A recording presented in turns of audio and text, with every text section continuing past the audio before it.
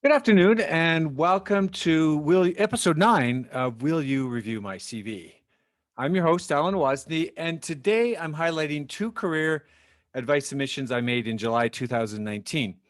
And to put that into perspective, I just arrived back to Canada after over almost 18, 19 years overseas. So that's that was 2 years ago pretty much to this day.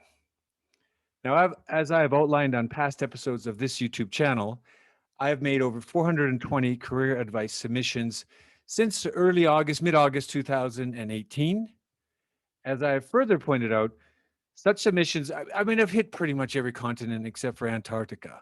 That includes, job seeker and/or career advice submissions or career advice seekers from India, from Southeast Asia, from the United Arab Emirates or in Dubai, Qatar, from various countries in Europe, Southeast Asia, which includes Singapore, Malaysia, Indonesia, certainly Australia. I've had a few submissions there across the continent of Africa, mostly Egypt, a few in Kenya, a lot in South Africa, obviously Canada, a lot of submissions in the US, a lot of submissions, and even a few in South America. How do I find these job seekers? The easiest for anyone to find job seekers is through the LinkedIn influencers. You find any influencer who's providing advice to job seekers, you'll find job seekers. The two main LinkedIn influencers that I've found or follow and have been to their posts over the years is Oleg Vishnopolsky. He's in the UK, and Bridget Hyacinth. I don't know. Recently, I think Bridget had up over 3 million followers. Back in 2018, 2019, they each had around 1.5 million. I think Oleg's, I haven't checked his for a while.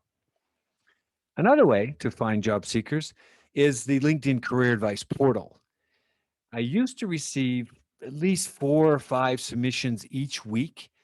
And you get that on your profile. You would click on, or you used to be able to do this by clicking on open to respond to career advice queries, and then they funnel them through. I haven't changed anything on my feature, but I think maybe LinkedIn has, or maybe they targeted me because I've not received any of those career advice submissions since the fall of 2019, just I don't know, 6 months before COVID. And I certainly didn't change anything on my profile. Maybe I need to go. Maybe I should go look at that. Finally, the other key area I think for to finding job seekers outside of LinkedIn in LinkedIn is the LinkedIn Premium Career Group. That's paid. You need to pay to get into that group. Um, Pre-COVID, you pay a monthly fee. There's a pretty, I mean, there's pre-COVID, there was 1.5 million, 1.5 million people in that group. Today, I was recently into there. It's early May this year, and there was roughly 2.5 million. So that increase, it's a natural increase. Now, there's not just job seekers. There's both job seekers and coaches and people giving advice to the job seekers. So you get a bit of a mix. And then there's just others who are on there because they like to send LinkedIn in mail or the other advantages too. I don't know all the advantages of LinkedIn Premium Career Group, but in fact, in the months of April and May this year, I stepped back in. I'd been out for about a year. I hadn't been into that for over a year. And so during in April, May this year, I submitted at least career advice submissions to at least 90 different individuals. I want to highlight I touched on more international than more, I guess, sort of the local versus international. So when I was in the UAE, living in Dubai and Qatar, a lot of the advice I gave was for international employer job seekers living in that region. When I moved back to Canada, it seemed to me, I guess the algorithms for LinkedIn, they localize and you'll get more in your feed. But I do have samples from both Canadian and international. I have the samples in my website. My website is solernity.io. It's in my profile. Since I'm in Canada, I do try to balance between the local Calgary, if I can, and international postings. However, I don't have the luxury to choose only those residing in Canada or specific countries. Depends on how they come in your feed and depends what you look at any given time. I think what's really needed is a career advice marketplace. And what I mean by that is a dynamic marketplace that brings together job seekers and career coaches, experts from around the globe.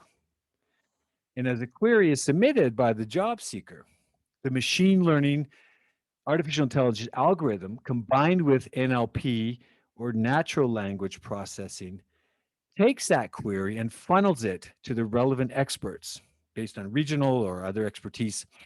Once that job seeker submits a response or advice, and then the expert is prompted to submit response. So it's not a static and wait the job seeker waiting for someone to respond. I think it's very real time.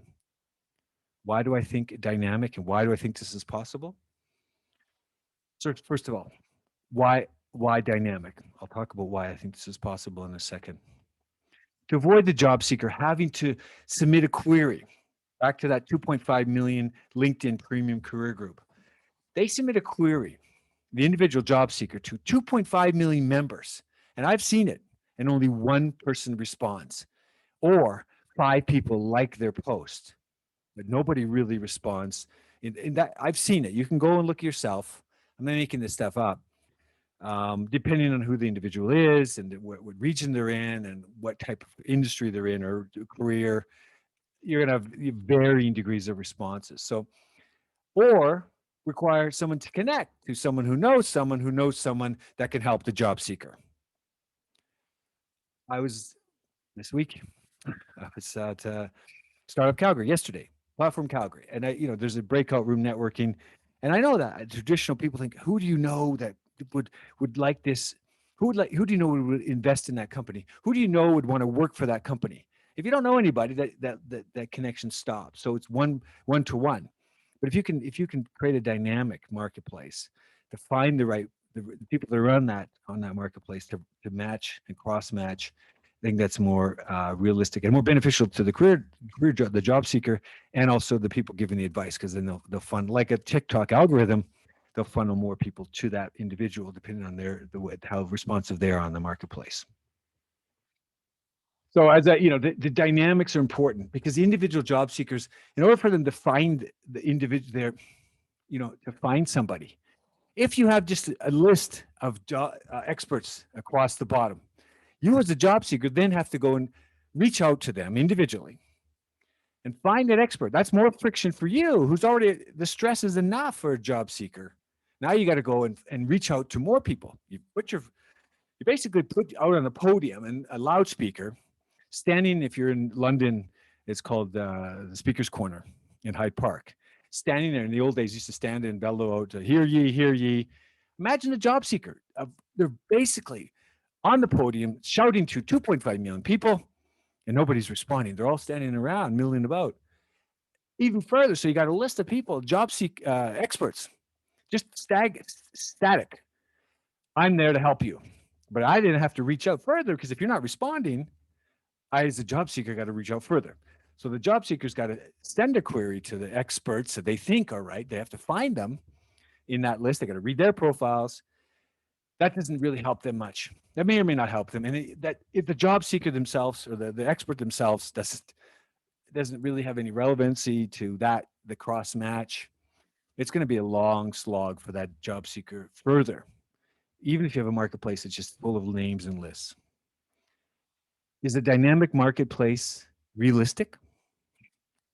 Just ask the founder of Curated. The guy's Eddie Rivas, I think. So Curated. It's a marketplace for individuals seeking outdoor sporting equipment, matching experts together with the job seeker, the equipment seeker. They raised $27 million for such a dynamic marketplace. Just ask Wheel. Wheel, or the founders of Wheel. Wheel is a marketplace that connects patients with clinicians across more than a dozen attributes. So whether you're cancer or whatever you're looking, whatever ails you, the clinicians will respond in that dynamic marketplace.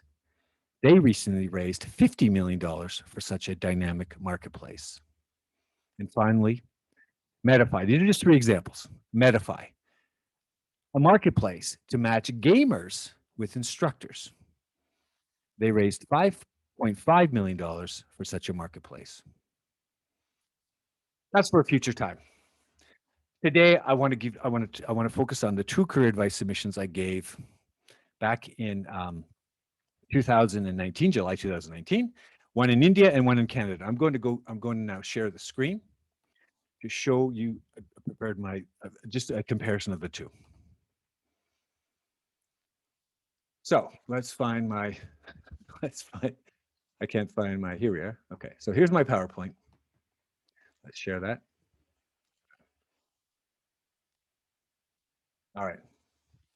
So really review my CV, episode 9, June 19th, 2021, today. Career advice number 213, Vidya Bokadia from India. Sorry if I got that wrong, Vidya. And career advice number 215 or 215, Brian Litke in Canada. Okay. So number 213, Vidya Bokadia.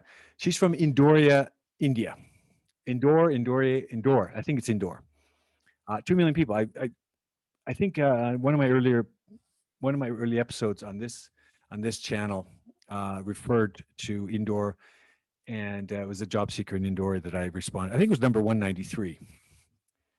This submission was made 3rd of July 2019 after I saw her job search post made via Oleg Vishnopolsky. Now, I mentioned him earlier as one of the LinkedIn influencers. So this is what she said. This is what she posted. I am a 24-year-old master's in finance with no work experience at all.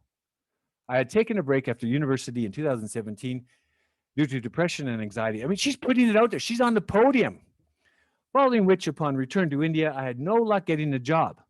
So I worked with my father for a while, had a formal job. Now I don't know how to get a job. Since all the recruiters have come in contact with, think of my gap years as a red flag. Please help me out, Oleg Vishnopolsky. Thank you. Summary. I looked at that and there's limited information. So 2 years ago, I didn't spend a lot of time. I didn't do a deep dive. I think I had 3 or 4 posts. I was beyond the one post, 1,250 characters. I did 4 or 5 posts. So I still wasn't that in depth, but I'll talk about what I would do differently today. So I talked about the Indian tech landscape. AngelList, there's an article I mentioned before in 2018. It talked about Bengaluru and tech e-commerce space. And I also gave her a huge list of all the tech that I could find in India. So that was the third thing. But by then I already had a pretty robust list. And I'm not going to go through that list now. AngelList. I've said it in the last episode, how that is for job seekers is a huge, it's like I don't know what to call it. It's not a kid in a candy store, but this is AngelList is a great site for startups for looking mostly tech roles, but a lot of non-tech roles as well. So I highlighted at that point in time, the cities of Mumbai, Delhi, Bengaluru, Pune, Chennai, and Indore. And Indore had 59 listed on that site. Calgary only has like 30, 40 companies on, at least they did. They used to only have that many job seeker, that many open roles.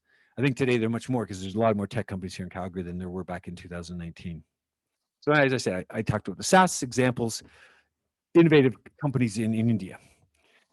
I gave her some, I said, put the SaaS in practice. Apply some of the examples I gave you. Apply some of those to your father's business. See if it works in practice. In parallel, do your job search. That's what I wrote in my career advice. I didn't expand on it. I was kind of weak and fluffy. But if I had a do-over on that, I'd probably try to give some practical examples if I could just had more information. And then I just talked about the SaaS, learning SaaS and how easy it is in today's market to learn, get the demo, visit the company's website. That I think that exists for any SaaS today. There's so much available out there. Yet if you really narrow down to what you're looking for, what's relevant to you and your experience, there's not that many. It's probably a good handful, 5, 10, a dozen, say 10 to 12. If you really keyed on those and learned them, you could add some value to whoever you're working for or in your job search. And then I gave her some advice on LinkedIn outreach. It wasn't, it was a three-liner, four-line, how to prepare a personalized approach. I didn't go into details. Like my earlier episode where I actually went through, that was it. How does an accountant help an engineer? That was very detailed. I went very meta, showing how to find an engineer. So if I had more details about her, I'd probably go through the LinkedIn outreach in more specific examples. So that covers the job seeker in India. Let's go to so here's on the left hand side, or I don't know where you're looking at the screen. July 2019. That's the summary. If I did a redo now, from what I know today, and again, visit her profile. There's not much on her profile, but there's a couple key things that are pointed on her profile. As I said, I would probably expand on the SaaS for her father's business. I'd expand on that, give her some more ideas, perhaps using some. I don't know if I knew more about her father's business, I could probably talk about automation, innovation, frontline, back office, sales bots, trade bots. What, and not trade bots. The chat bots on their website and things like that. And even talking about creating your own website with cheap, very cheap, and creating even a marketplace, creating your own marketplace for whatever her father's business is. I'd go to Gary Vaynerchuk. I'd give her more specific examples of Gary Vaynerchuk. I think I did. I related something that was in Dubai. He was in Dubai, and there's a lot of Indian nationals in Dubai. So I kind of refer to that website, or not that website, but that keynote speech he made in Dubai, I think in November 2018. So I gave her that example because it was a lot of Indian nationals in Dubai. So there's a lot of relevancies to the subcontinent in India. The high school party concept, I think I've said this in the past episode, but I'll just highlight it quickly. The concept is simple. Back in high school, more in North America probably than anywhere else, but the high school party concept was the kid who was on a D or a real low social level, wasn't really well liked, or wasn't really out extrovert.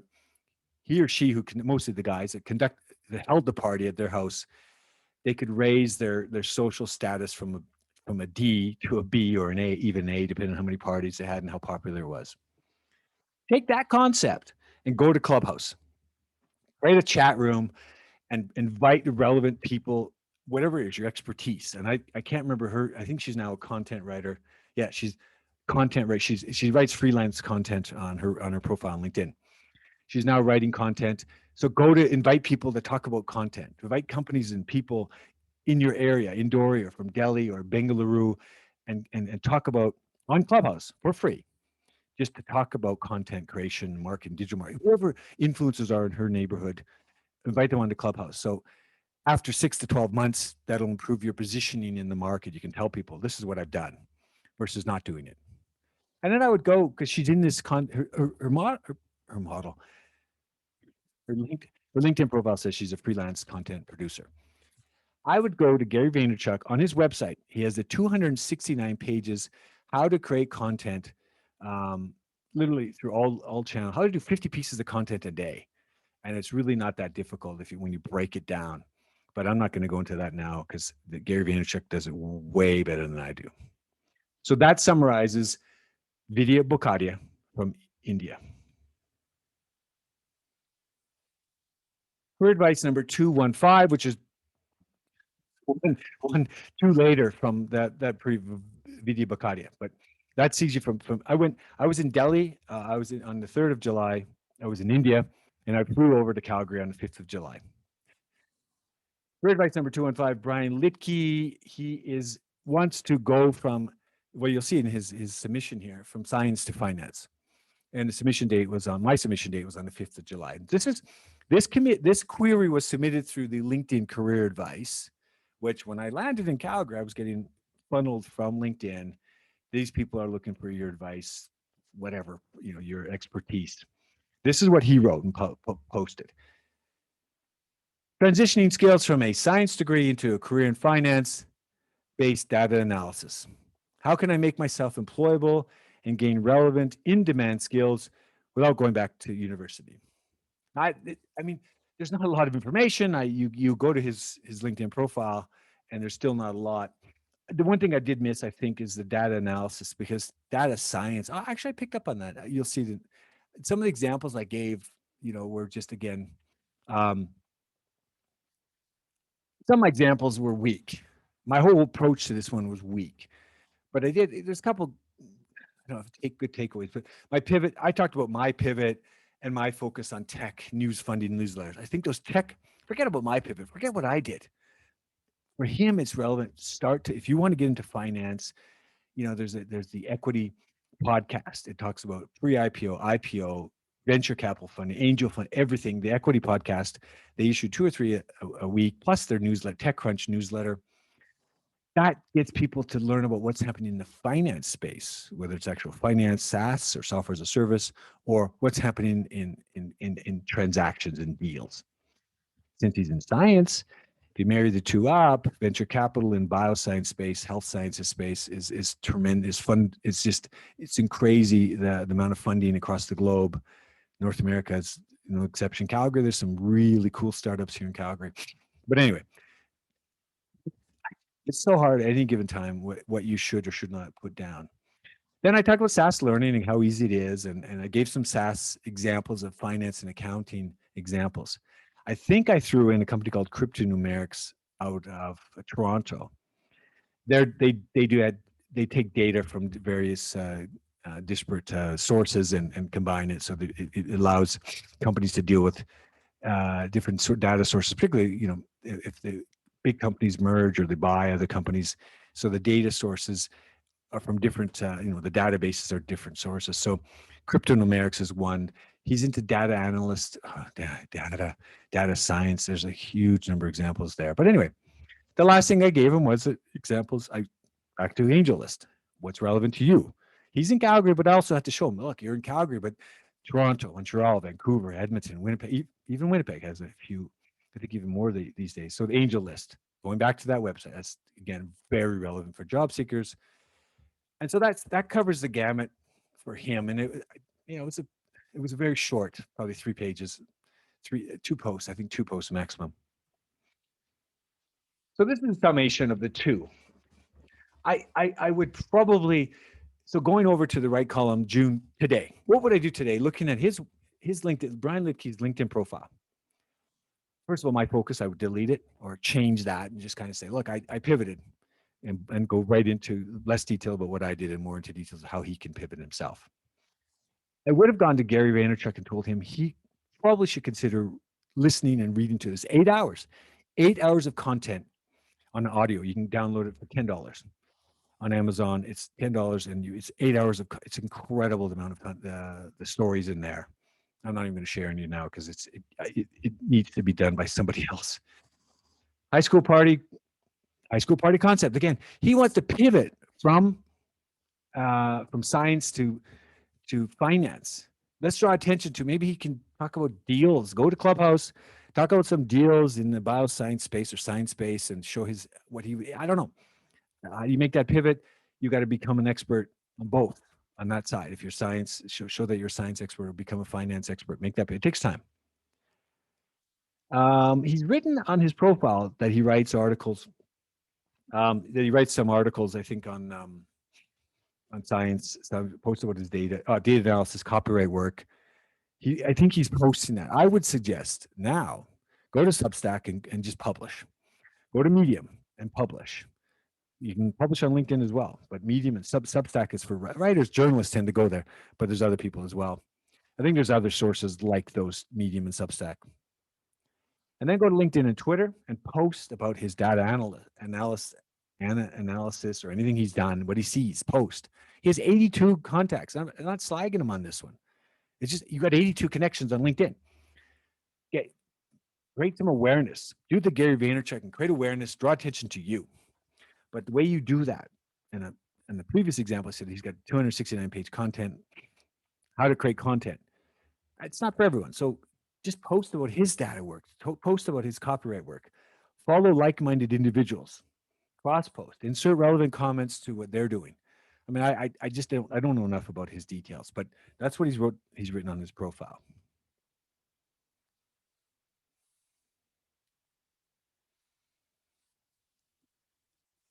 this whole thing, this whole area of job search and career advice, and it's very much it is subjective, but it's very important to get the information for the job seeker. Both of these two individuals have dramatically different backgrounds, both in education, work experience, and the country that they live in. Of course, then the cultures are a lot different. The common features, the common features of both of these job seekers. First, technology and innovation is abundant in both India and in Canada. Creating and posting content, that's the second point. Creating the second common feature between India and Canada. Creating and posting content on social media appears to be without limits in both countries, assuming they stay neutral and relevant to their target audience. And the third common feature, the ability to adopt the principles of Gary Vaynerchuk. I'm telling you, it's relevant to both. They have to find what's relevant to them. I can't tell them. There's 8 hours of content. I found what's relevant to me, but even then, it's changed because of COVID. It's changed because this YouTube channel. I didn't wasn't doing this until before June 1st of this year. So this is just another aspect of the things of the career advice and trying to help people. In fact, when I first heard Gary Vaynerchuk in March 2018, he said, if you are 49-year-old Mary the accountant or 72-year-old Stan the electrician, it is not too late. He basically went on to say the internet allows you to create and build a personal brand, something your parents and your grandparents never had the opportunity to explore outside of normal working hours. Those are Gary Vaynerchuk's words, not mine, but it's so true.